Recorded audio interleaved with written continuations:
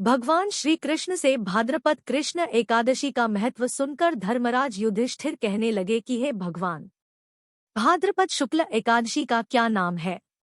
व्रत करने की विधि तथा इसका महात्म्य कृपा करके कहिए। भगवान श्री कृष्ण कहने लगे कि इस एकादशी का नाम परिवर्तिनी एकादशी है।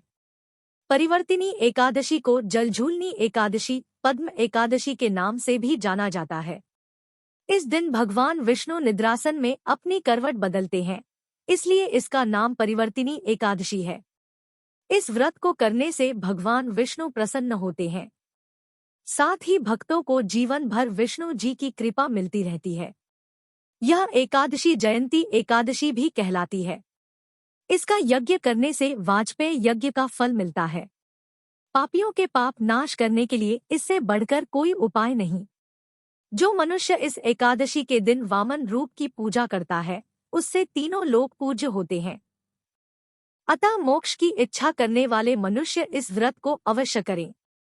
भगवान के वचन सुनकर युधिष्ठिर बोले कि भगवान, मुझे अतिसंदेह हो रहा है कि आप किस प्रकार सोते और करवट लेते हैं तथा किस तरह राजा बलि को बांधा और वामन रूप रखकर क्या क्या लीलाएं की। चातुर्मास के व्रत की क्या विधि है तथा आपके शयन करने पर मनुष्य का क्या कर्तव्य है, सो आप मुझसे विस्तार से बताइए। तब भगवान श्री कृष्ण कहने लगे कि इस पुण्य, स्वर्ग और मोक्ष को देने वाली तथा सब पापों का नाश करने वाली उत्तम वामन एकादशी का महात्म्य मैं तुमसे कहता हूँ, तुम ध्यानपूर्वक सुनो। श्री कृष्ण कहने लगे कि हे राजन, त्रेतायुग में बलि नामक एक दैत्य था। वह मेरा परम भक्त था। विविध प्रकार के वेद सूक्तों से मेरा पूजन किया करता था और नित्य ही ब्राह्मणों का पूजन तथा यज्ञ के आयोजन करता था। लेकिन इंद्र से द्वेष के कारण उसने इंद्रलोक तथा सभी देवताओं को जीत लिया। इस कारण सभी देवता एकत्र होकर बृहस्पति सहित श्री हरि के निकट जाकर और नतमस्तक होकर वेद मंत्रों द्वारा भगवान का पूजन और स्तुति करने लगे। अतः मैंने वामन रूप धारण करके 5वां अवतार लिया और फिर अत्यंत तेजस्वी रूप से राजा बलि को जीत लिया। इतनी वार्ता सुनकर राजा युधिष्ठिर बोले कि हे जनार्दन, आपने वामन रूप धारण करके उस महाबली दैत्य को किस प्रकार जीता? श्री कृष्ण कहने लगे कि मैंने बलि से 3 पग भूमि की याचना की।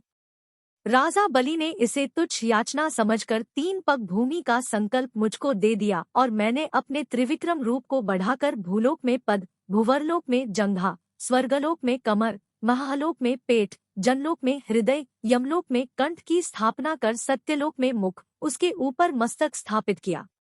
सूर्य, चंद्रमा आदि सब ग्रहगण, योग, नक्षत्र, इंद्रादिक देवता और शेष आदि सब नागणों ने विविध प्रकार से वेद सूक्तों से प्रार्थना की।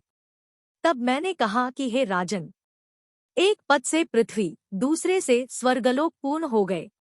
अब तीसरा पग कहाँ रखूं?